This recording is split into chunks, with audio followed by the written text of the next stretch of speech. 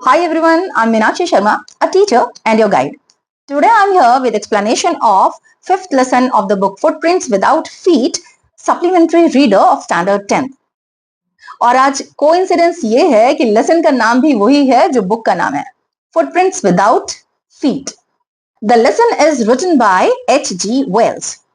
H.G. Wells, जिनका birth हुआ 21 सितंबर 1866 ब्रॉमले high street London UK में, वो एक famous English writer, novelist, journalist, sociologist and historian थे. इन्हें फादर ऑफ साइंस फिक्शन भी कहा जाता है.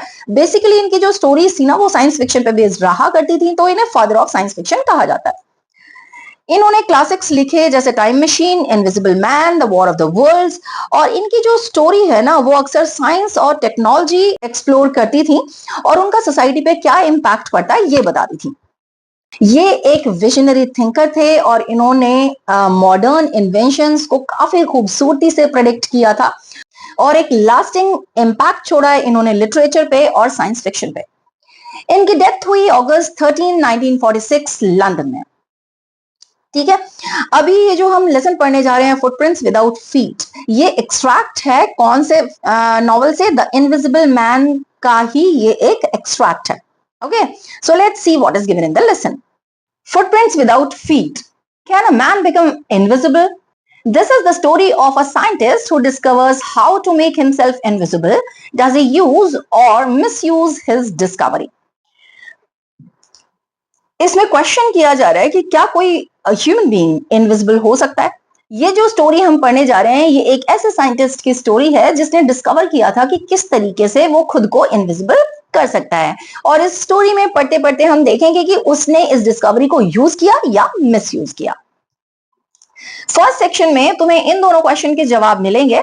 How did the invisible man first become visible? ये जो इनविजिबल मैन था सबसे पहले विजिबल कब हुआ, और why was he wandering the streets, और क्यों वो लंदन की स्ट्रीट्स में वॉन्डर कर रहा था, रोम कर रहा था. ठीक है, क्या वजह थी?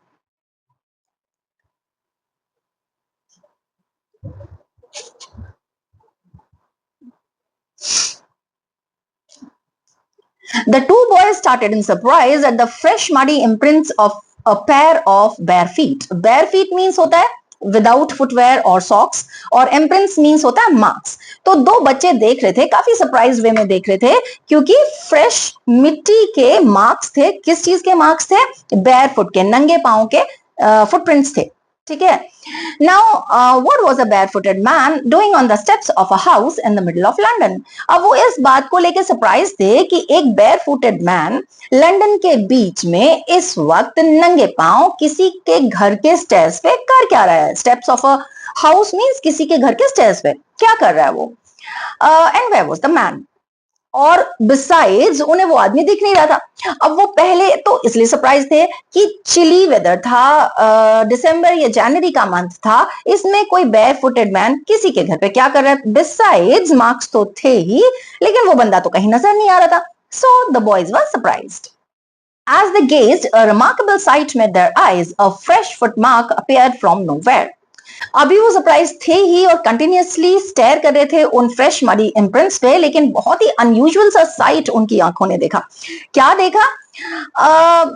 अ fresh footmark appeared from nowhere. Fresh वो मडी फुटमार्क वहां आ गए उनके सामने, और कहां से आए पता नहीं क्योंकि कोई दिख तो रहा नहीं था.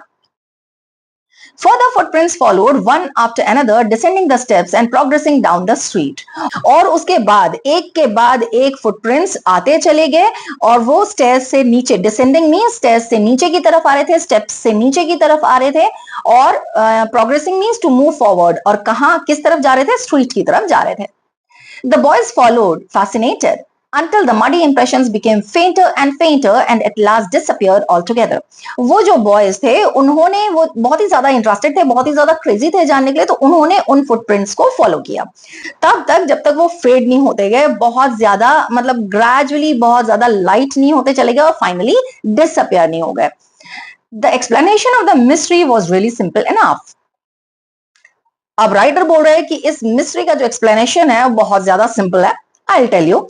The bewildered boys has been following a scientist who had just discovered how to make the human body transparent. Bewildered means puzzled. ठीक है, कंफ्यूज्ड. तो ये जो कंफ्यूज्ड बॉयज हैं वो एक ऐसे साइंटिस्ट को फॉलो कर रहे थे जिसने अभी अभी डिस्कवर किया था कि ह्यूमन बॉडी को ट्रांसपेरेंट कैसे बनाया जा सकता है। ट्रांसपेरेंट क्या होता है? That you can see through. Glass transparent होता है, ठीक है, विंडो के ग्लास देखोगे तुम लोग, अगर इधर से उधर देख सकते हो तो वो ट्रांसपेरेंट होता है। तो इसी तरीके से उसने ह्यूमन बॉडी को ट्रांसपेरेंट करना सीख लिया था। इट मींस बॉडी इनविजिबल हो जाएगी, है ना, दिखेगा नहीं। कई बार नहीं होता जब हम लोग कहीं से आ रहे होते हैं और गेट अगर कांच का बना हुआ है, ग्लास का बना हुआ है, तो हमारी टक्कर लग जाती है। क्यों? क्योंकि ट्रांसपेरेंट है, हमें लगता कुछ है ही नहीं।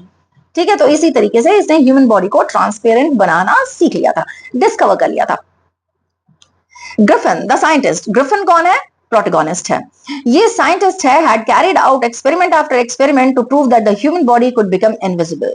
उसने बहुत सारे एक्सपेरिमेंट किए थे, एक के बाद एक एक्सपेरिमेंट किए थे ये डिस्कवर करने के लिए कि ह्यूमन बॉडी को किस तरीके से ट्रांसपेरेंट बनाया जा सकता है। Finally, he swallowed certain rare drugs and his body became as transparent as a sheet of glass। Finally, उसने कुछ मेडिसिन swallow कर ली, गल्प कर ली, और उसकी वजह से उसकी बॉडी बिल्कुल ऐसे ट्रांसपेरेंट हो गई जैसे एक ग्लास होता है। ठीक है, Though it also remained as solid as glass। लेकिन वो उसी तरीके से सॉलिड भी थी ग्लास की तरह, यानी कि अगर कोई टच करेगा तो पता चल जाएगा कि यहाँ कोई है। हाँ, दिख नहीं रहा था, ठीक है, इनविजिबल थी। Brilliant scientist though he was, Griffin was rather a lawless person। As a scientist ये जो ग्रिफिन था बहुत ज्यादा टैलेंटेड था, ब्रिलियंट था। ऑब्वियसली उसने डिस्कवर किया था इतनी रेयर मेडिसिन, ठीक है, रेयर ड्रग उसने डिस्कवर की थी, बट वो डिफिएंट ऑफ लॉ था, यानी कि लॉ को फॉलो नहीं करता था। एक तरीके से कह सकते हैं कि इनडिसिप्लिन्ड था, यानी कि मॉरली गुड नहीं था। His landlord disliked him and tried to eject him। Eject means to push somebody out of a place। तो ये जो लैंडलॉर्ड है वो उसे पसंद नहीं करता था और उसने क्या किया, कोशिश की इसे घर से बाहर निकालने की। In revenge, Griffin set fire to the house। अब उसने रिटेलिएट करने के लिए क्या किया कि उस अपने ही घर में, मींस लैंडलॉर्ड के घर में जहां वो एज अ टेनेंट रह रहा था, उसमें आग लगा दी। To get away without being seen, he had to remove his clothes। अब क्योंकि उसे वहां से भागना था कि किसी को दिख ना जाए, तो उसे अपने कपड़े रिमूव करने पड़े। क्यों? क्योंकि अगर वो उस बॉडी पे सॉलिड थी बॉडी, तो अगर उन पे कपड़े पहनेगा तो वो कपड़े तो दिखेंगे ना, इसलिए उसे कपड़े रिमूव करने पड़े, क्योंकि सिर्फ बॉडी ट्रांसपेरेंट थी। अब उसके ऊपर कपड़े पहन के कपड़े नहीं ट्रांसपेरेंट होने थे, ठीक है, तो he had to remove his clothes. तो उसे कपड़े वहीं छोड़ के जाने पड़े। Why? Because he wanted to escape policemen and the people। Thus it was that he became a homeless wanderer without clothes, without money, and quite invisible until he happened to step in some mud and left footprints as he walked। तो ये वजह थी कि वो एक homeless wanderer बन गया जिसके पास ना तो क्लोथ्स थे ना तो पैसे थे और वो वैसे कंप्लीटली इनविजिबल था। और ये तब तक चला जब तक कि वो बाय चांस उसके पैर मड में नहीं गिर गए, मिट्टी में नहीं गिर गए, और उसके बाद उसने फुटप्रिंट्स छोड़ दिए जब वो चल रहा था। ठीक है, तो ये तब तक कंप्लीटली इनविजिबल रहा। राइट, इतना समझ में आ गया? He escaped easily enough from the boys who followed his footprints in London। और वो easily इन बॉयज से बच के चला गया था जो बॉयज इसे फॉलो कर रहे थे लंदन में इसके फुटप्रिंट्स की वजह से। But his adventures were by no means over। लेकिन इसके जो अनयूजुअल एक्सपीरियंस थे, एडवेंचर्स मीन्स अनयूजुअल एक्सपीरियंसेस, वो अभी by no means means certainly not at all, अभी वो पूरे नहीं हुए थे, कंप्लीट नहीं हुए थे। He had chosen a bad time of the year to wander about London without clothes। इसने ये बहुत ही गलत वक्त चूज किया था कपड़े रिमूव करके लंदन की स्ट्रीट्स में घूमने का। The air was bitterly cold and he could not do without clothes। बहुत ज्यादा ठंडी हवा थी, जैसा मैंने कहा कि टाइम क्या था, दिसंबर जनवरी का टाइम था, बहुत ज्यादा बिटर कोल्ड एयर थी, वो टॉलरेट नहीं कर पा रहा था, तो विदाउट क्लोथ्स उसका काम नहीं चल पा रहा था। Instead of walking about the street, he decided to slip into a big London store for warmth। तो इंस्टेड ऑफ कि वो स्ट्रीट पे घूमे, झेल तो पा नहीं रहा था, सर्दी बहुत ज्यादा थी, तो उसने क्या किया, उसने डिसाइड किया कि वो ग्रेजुअली और बहुत ही चालाकी से कहाँ घुसेगा? एक बड़े से लंदन स्टोर में घुस जाएगा, जिससे थोड़ा सा वार्मथ मिल जाए, जिंदा तो रह जाए। इतनी सर्दी में तो बिना कपड़ों के आदमी मर ही जाएगा। कितने सारे कपड़े पहनते हैं हम लोग सर्दियों में। Closing time arrived, and as soon as the doors were shut, Griffin was able to give himself the pleasure of clothing and feeding himself without regard to expense. अब जिस शॉप में वो घुसने की सोच रहा था, जिस स्टोर में वो घुसने की सोच रहा था, उसका बंद करने का टाइम आ गया था, इवनिंग टाइम हो गया था। अब जैसे ही दरवाजे बंद हुए तो बाकी के लोग तो चले गए, और इसने वहां जो क्लोथ्स रखे थे वो पहने, और वहां जो खाना भी रखा था वो भी इसने खाया। तो बिना पैसों के, बिना, इसके पास पैसे तो थे ही नहीं ना, तो बिना एक्सपेंस के इसे क्लोथिंग और फीडिंग दोनों का इसका इंतजाम हो गया था। He broke open boxes and wrappers and fitted himself out with warm clothes. इसने बॉक्स तोड़ दिए, रैपर्स खोल दिए, और जो उसमें वार्म क्लोथ्स थे ना वो इसने पहन लिए। Soon, with shoes and overcoat and a wide-brimmed hat, he became a fully dressed and visible person. जल्दी ही इसने शूज पहन लिया, ओवरकोट पहन लिया, और एक वाइड ब्रिम्ड हैट पहन लिया। ये देखो यहाँ वाइड ब्रिम्ड हैट, ये तुम लोग फिगर में देख रहे हो, है ना? तो चौड़ा सा एक हैट पहन लिया, और फुल्ली ड्रेस्ड विजिबल पर्सन। अब वो दिख रहा था क्योंकि कपड़े पहन के तो वो नजर आता ही था। Now, in the kitchen of the restaurant, he found cold meat and coffee, and he followed up the meal with sweets and wine taken from the grocery store. अभी उसने रेस्टोरेंट के किचन में उसे कोल्ड मीट मिला, coffee मिली, और उसने वो खा लिया। उसके बाद उसने स्वीट्स ली, और एक ग्रोसरी स्टोर से वाइन भी लिया था, वो भी लिया इसने। Finally, he settled down to sleep on a pile of quilts. अब पाइल मीन्स बहुत सारे क्विल्स रखे हुए थे, बहुत सारी रजाइयां रखी हुई थी। तो इसने ये सारा खा के आराम से वो सेटल हो गया उन क्विल्स पर। अब पेट तो इसका भर ही गया था, तो ये चैन से सो रहा था उन क्विल्स पे। अच्छी खासी वार्मथ मिल गई थी, जो भी कुछ इसे चाहिए था वो मिल गया था। वार्मथ मिल गया था, खाना मिल गया था, तो अब ये चैन से सो रहा था। If only Griffin had managed to wake up in good time, all might have been well. काश के ग्रिफिन वक्त पे उठ जाता तो सब कुछ सही रहता। As it was, he did not wake up until the assistants were already arriving next morning. लेकिन फैक्ट कुछ और हुआ। नेक्स्ट डे उसकी आंख नहीं खुली, और तब तक नहीं खुली जब तक वहां असिस्टेंट्स नेक्स्ट मॉर्निंग अराइव कर चुके थे। When he saw a couple of them approaching, he panicked and began to run. जब उसने देखा कि बहुत सारे जो असिस्टेंट्स हैं उसकी तरफ अप्रोच कर रहे हैं, तो वो बहुत ज्यादा डर गया। Panicked means filled with fear and anxiety, freak out, बहुत ज्यादा डर गया, और वहां से भागना शुरू किया उसने। They naturally gave chase. अब ये तो नेचुरल था, शॉप में कोई रात में था तो वो फॉलो तो उसे करेंगे। उन्होंने सोचा होगा कि रॉबर है। In the end, he was able to escape only by quickly taking off his newly found clothes. और finally वो अपने आप को बचा पाया, लेकिन कैसे बचा पाया कि जो भी उसे क्लोथ्स मिले थे उसे फटाफट से वो रिमूव करने पड़े। ठीक है, तभी तो वो इनविजिबल बन पाया, तभी एस्केप हुआ होगा। So once more he found himself invisible but naked in the chill January air. तो फिर से वो इनविजिबल तो था, एस्केप तो कर चुका था, लेकिन जनवरी के इतने ठंडे वेदर में वो फिर से नेकेड था। Okay, This time he decided to try the stock of a theatrical company in the hope of finding not only clothes but also something that would hide the empty space above his shoulders. अब इस बार उसने सोचा कि theatrical company के stock में चलते हैं। Theatrical company के स्टॉक में क्यों जाना चाह रहा था? क्योंकि वहां सब कुछ मेकअप का सामान मिल जाएगा इसे, ठीक है, और सब कुछ ऑल टुगेदर इकट्ठे मिल जाएगा। तो इसने वहां ये सिर्फ क्लोथ्स के लिए नहीं गया, बल्कि इसे कुछ ऐसा चाहिए था। देखो, यहाँ ये कोट पहनेगा, यहाँ ये हैट पहनेगा, तो नीचे ट्राउजर पहन लेगा, लेकिन ये वाला जो स्पेस है ना, ये तो इसका खाली ही रहेगा। तो अब इसे इसका भी तो देखना था ना कि ये जो शोल्डर के ऊपर का स्पेस है इसे किस तरीके से भरा जाए। Shivering with cold, he hurried to Drury Lane, the center of the theatre world. और कांप रहा था सर्दी से, और वो बहुत तेजी से ड्ररी लेन में गया, जो थिएटर वर्ल्ड का सेंटर हुआ करता था। Okay, he soon found a suitable shop. He made his way invisible upstairs and came out a little later wearing bandages round his forehead. उसे जल्दी ही एक सूटेबल शॉप मिल गई। इनविजिबल तो था ही, तो उसने रास्ता बनाते हुए वो अपस्टेयर्स से ऊपर गया, और वहां से थोड़ी देर में आया। अब उसने क्या किया हुआ था? फोरहेड के चारों तरफ तो उसने बैंडेजेस लगा लिए थे, यहाँ पे डार्क ग्लास लगा लिए थे, फॉल्स नोज थिएटर में होगी ही, तो वो फॉल्स नोज लगा ली उसने, और यहाँ पे विस्कर्स पहन लिया। मतलब ये यहाँ से स्टार्ट होके ये बहुत चौड़ा सा यहाँ जैसे बेड होता है ना मेल्स का, तो वो उसने लगा लिया। तो ये पूरा का पूरा पार्ट छुप गया उसका। एंड अ लार्ज हैट, और ऊपर उसने बड़ा सा हैट पहन लिया। To escape without being seen, और क्योंकि उसे वहां से जाना था और वो नहीं चाहता था कि कोई उसे देखे, he carelessly attacked the shopkeeper from behind, after which he robbed him of all the money he could find. Carelessly means insensitively. Cruelly, उसने बहुत ही इनसेंसिटिव वे में अटैक किया शॉपर को पीछे से, और जितना भी उसके पास पैसा था ना वो पूरा का पूरा रॉब कर लिया। तो जो दो क्वेश्चन थे इस सेक्शन में वो थे कि ये जो इनविजिबल मैन था ये सबसे पहले विजिबल कब हुआ, कब विजिबल हुआ था? When he entered London store for some warmth, he wore some of the clothes there, he also got something to feed himself, and then he laid on that pile of quilts, but he woke up late and he was caught there by the assistants of the store. So that was the first time when he became visible.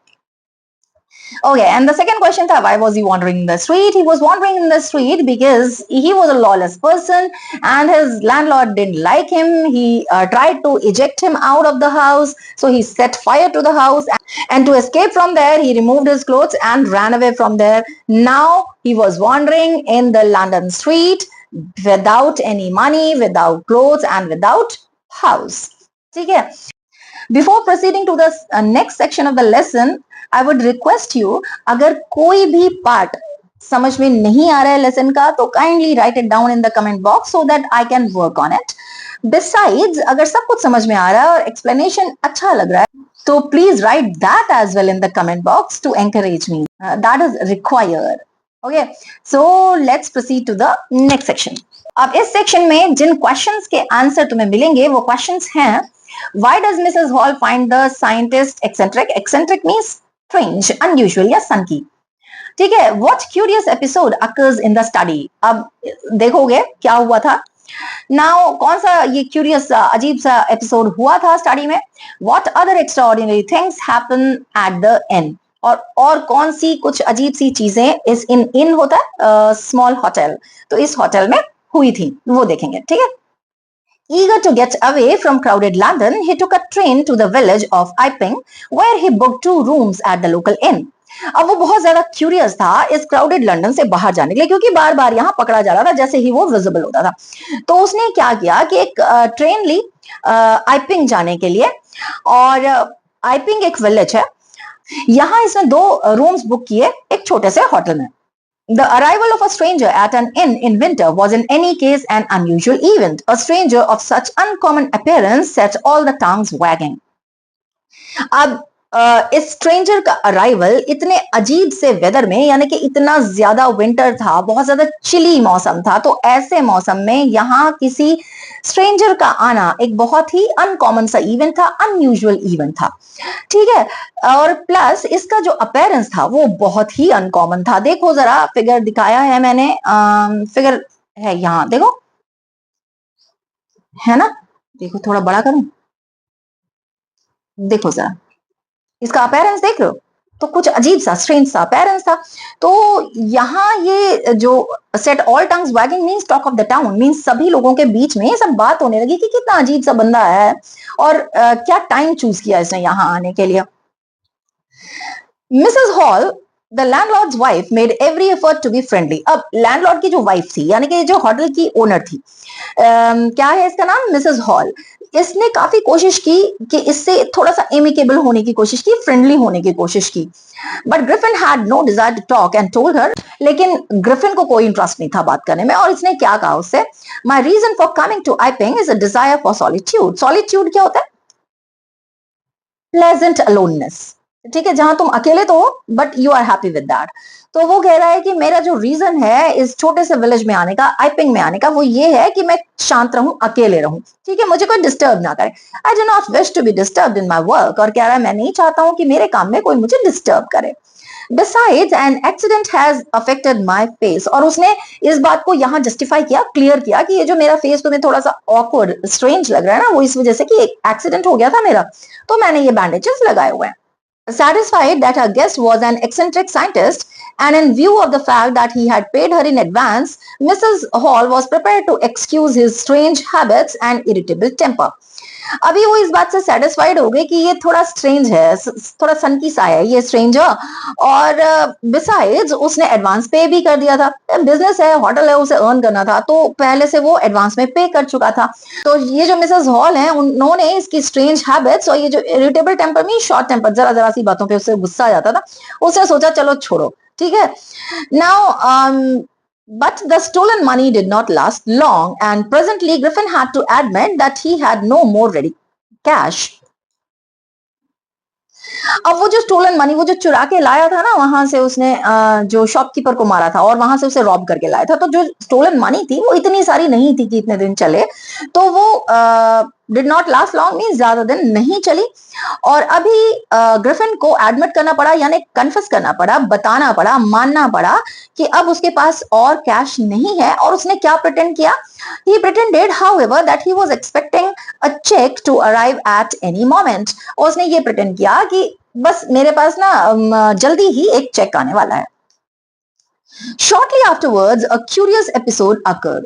और just उसके बाद एक थोड़ा unusual सा, mysterious सा episode हुआ। Very early in the morning, a clergyman and his wife were awakened by noises in the study. Study होता है बेटा, एक रूम होता है, ठीक है, जहां फोकस्ड होके कुछ काम करना होता है या पढ़ना होता है, वो होता है, ठीक है। तो बहुत मतलब अर्ली मॉर्निंग की बात है कि ये जो क्लर्जीमैन प्रीस्ट जो चर्च के होते हैं उन्हें बोलते हैं, और उसकी वाइफ वो जाग गए, कुछ आवाजें आ रही थी उन्हें स्टडी से। क्रीपिंग डाउनस्टेयर्स, क्रीपिंग मीन्स बहुत ही क्वाइटली और केयरफुली जाना, तो वो डाउनस्टेयर्स गए बहुत ही शांति से, जिससे कोई सुने ना। They heard the chink of money being taken from the clergyman's desk. अब उन्होंने वो जो अगर कॉइन है तो उसकी आवाज आती है, ठीक है, तो वो उन्होंने सुनी थी। Without making any noise and with the poker grasped firmly in his hand, the clergyman flung open the door. अभी उसने आवाज नहीं की। पोकर होता है, एक मिडिल स्टिक होती है, उसके हाथ में था, पकड़े हुए था बहुत फर्मली उसे, और क्लर्जीमैन ने फटाफट से बहुत तेजी से दरवाजा खोला और उसने कहा सरेंडर, गिव इन। तो यहां तक इन दो क्वेश्चंस का जवाब तो तुम्हें मिल गया। Why does Mrs hall find the scientist eccentric? Mrs hall finds the scientist eccentric because the stranger had arrived at the inn in winters. Besides, his appearance was uncommon, and when Mrs. Hall wanted to be amicable with the stranger, he told that he wanted to be alone, he wanted solitude, and he didn't want anybody to disturb in his work. Next question was, what curious episode occurs in the study? The episode that occurred in the study was, one day, clergyman and his wife awakened by some voices in the study. When they went there, they found the money was missing, and they heard some voices as well, but there was no man at all in the room. So that was the curious episode in the study. ठीक है, अभी next last question रहता है, what other extraordinary things happened at the inn? Then to his amazement he realized that the room appeared to be empty. जब उसने वो poker उसके हाथ में पकड़ा हुआ था, उसने बहुत तेजी से दरवाजा खोला और बोला ना सरेंडर, ऑर्डर किया सरेंडर, तो उसने नोटिस किया, रियलाइज किया कि रूम तो खाली था, वहां तो कोई था ही नहीं। He and his wife looked under the desk and behind the curtains and even up the chimney. तो वो और उसकी वाइफ ने डेस्क के नीचे देखा, कर्टन्स के पीछे देखा, इवन चिमनी के ऊपर देखा, but there wasn't a sign of anybody, लेकिन वहां किसी का कोई नामो निशान नहीं था। Yet the desk had been open and the housekeeping money was missing. फिर भी उन्होंने ये तो देखा कि वो जो डेस्क था वो खोला गया था और जो पैसे उसमें रखे हुए थे वो मिसिंग थे, यानी कि स्टीलिंग तो हुई थी, चोरी तो हुई थी, लेकिन वहां उन्हें कोई बंदा नजर नहीं आ रहा था। तो this was the curious episode. Extra ordinary fair, The clergyman kept saying for the rest of the day, और वो पूरे के पूरे दिन यही कहता रहा कि मिस्टीरियस है, कमाल है, स्ट्रेंज है, ठीक है, कॉमन नहीं है, बहुत अजीब सा अफेयर है। वो काफी परेशान था, समझ में नहीं आ रहा था उसे कि हुआ क्या था। But it was not an extraordinary as the behavior of Mrs. Hall's furniture a little later that morning. और राइटर कह रहा है कि ये इतना एक्स्ट्रा ऑर्डिनरी नहीं था जितना कि मिसेस हॉल के फर्नीचर ने लेटर उस मॉर्निंग में बिहेव किया था। अब हुआ क्या था? The landlord and his wife were up very early and were surprised to see the scientist's door wide open. अभी ये जो लैंडलॉर्ड है और उसकी वाइफ यानी मिसेस हॉल और उसके हस्बैंड वो जल्दी उठ गए थे और वो काफी सरप्राइज थे कि साइंटिस्ट के रूम का दरवाजा जो था ना वो खुला हुआ था। Usually it was shut and locked and he was furious if anyone entered his room. Generally इसका जो रूम था वो shut means दरवाजा बंद रहता था, locked रहता था, और अगर कोई एंटर करता था ना तो उसे बड़ा गुस्सा आता था। The opportunity seemed too good to be missed. अब ये जो इन दोनों को, इस कपल को ये लगा कि ये तो अपॉर्चुनिटी है, चलो अंदर जाके देख लेते हैं कि है क्या। Now they peeped around the door, saw nobody and decided to investigate. अब उन्होंने झांक के देखा, peep करके मीन्स चोरी से ऐसे झांक के देखा कि अंदर कोई है तो नहीं, और इन्होंने देखा कोई था ही नहीं, तो इन्होंने सोचा वाह ये तो बहुत अच्छी अपॉर्चुनिटी है, अब इन्वेस्टिगेट करते हैं कि रूम में है क्या। The bed clothes were cold, showing that the scientists must have been up for some time. अब ये जो बेड क्लोथ्स थे वो ठंडे थे. देखो, कोई बंदा जब सो रहा होता है और वो अचानक तभी के तभी उठता है तो वो बेड जो होता है वो हल्का गर्म रहता है, लेकिन जब इन्होंने नोटिस किया तो वो ठंडा था, यानी कि जो स्ट्रेंजर था वो काफी पहले जाग चुका था, ये इन्हें पता है, यानी बेड से उठ चुका था. And stranger still, the clothes and bandages that he always wore were lying about the room. और ज्यादा स्ट्रेंज ये था कि जो कपड़े और बैंडेजेस वो हमेशा पहन के रखता था ना, रूम में इधर उधर पड़े हुए थे. All of a sudden, Mrs. Hall heard a sniff close to her ear. अचानक से Mrs. Hall को उसके कान के पास एक स्निफ का मीनिंग होता है ब्रीदिंग इन, ठीक है, तो सांस की आवाज आई. A moment later, the hat on the bedpost leapt up and dashed itself into her face. अब बस थोड़ी ही देर लगी कि वो जो हैट था ना वो जंप करके इसके पास आया और इसके फेस पे बहुत तेजी से फोर्सफुली हिट किया. किसने?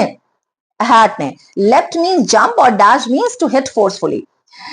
Then the bedroom chair became alive. और अचानक से ऐसे लगा जैसे कि बेडरूम की जो चेयर है ना उसमें जान आ गई हो. Springing into the air, it charged straight at her legs foremost. अब उछल के हवा में, चार्ज मीन्स टू अटैक, उसने इस लेडी पे मिसेस हॉल की तरफ अटैक किया और उसके जो पैर थे ना वो सामने की तरफ थे, यानी कि बहुत तेज अटैक करने वाली थी. As she and her husband turned away in terror, the extraordinary chair pushed them both out of the room and then appeared to slam and lock the door after them. अब जब वो और उसके husband डर के मारे जब उन्होंने वो भागने के लिए उन्होंने फेस किया दरवाजे की तरफ, तो उस चेयर ने पीछे से उन दोनों को धक्का दिया और दरवाजा बहुत तेजी से बंद किया और ऐसा लगा कि अंदर से उसने वो जो दरवाजा था वो लॉक कर लिया हो.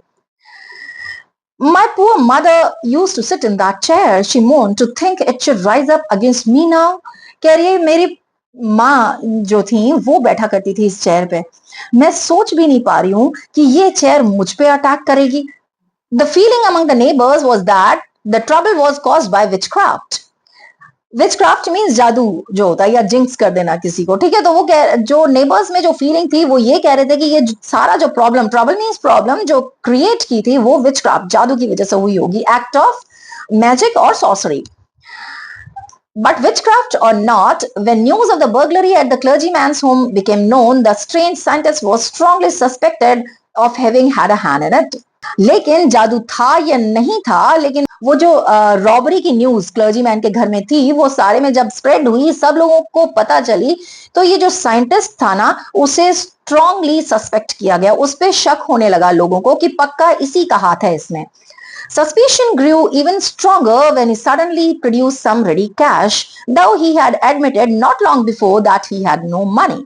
Suspicion क्या होता है? A feeling that something is wrong. तो ये जो शक था वो और ज्यादा स्ट्रांग हो गया क्योंकि अचानक से उसने कुछ रेडी कैश दिया. अब कुछ दिन पहले ही तो उसने एडमिट किया था, कन्फेस किया था कि मेरे पास पैसे नहीं है, अचानक से उसके पास पैसे थे और ऑन द अदर हैंड वहां क्लर्जी मैन के घर में रॉबरी हुई थी, तो ऑब्वियसली इसके ऊपर शक और ज्यादा बढ़ता जा रहा था. The village constable was secretly sent for. अब विलेज कांस्टेबल को चुपचाप चोरी से बुलाया गया. Instead of waiting for the constable, Mrs. Hall went to the scientist who had somehow mysteriously appeared from his empty bedroom. अब इस Mrs. Hall में उतना पेशेंस था नहीं, तो उन्होंने कांस्टेबल का वेट नहीं किया, इससे पहले ही वो साइंटिस्ट के पास गई. जो साइंटिस्ट था वो मिस्टीरियसली उस लॉक्ड रूम से ही बाहर आया था, ठीक है. तो ये क्वेश्चन करती है उससे, I want to know what you have been doing to my chair upstairs. अब इसने कहा एक बात बताओ, मुझे जानना है कि तुम मेरी चेयर्स के साथ क्या कर रहे हो upstairs. She demanded, and I want to know how it is you came out of an empty room and how you entered a locked room. कह रही है वो खाली रूम था जब मैं गई, कोई था नहीं, तो तुम वहां से बाहर कैसे आए और लॉक्ड रूम में तुमने एंटर किया कैसे? रूम तो लॉक था, चेयर ने लॉक कर दिया था. The scientist was always quick-tempered. Now he became furious. You don't understand who or what I am, he shouted. Very well, I'll show you.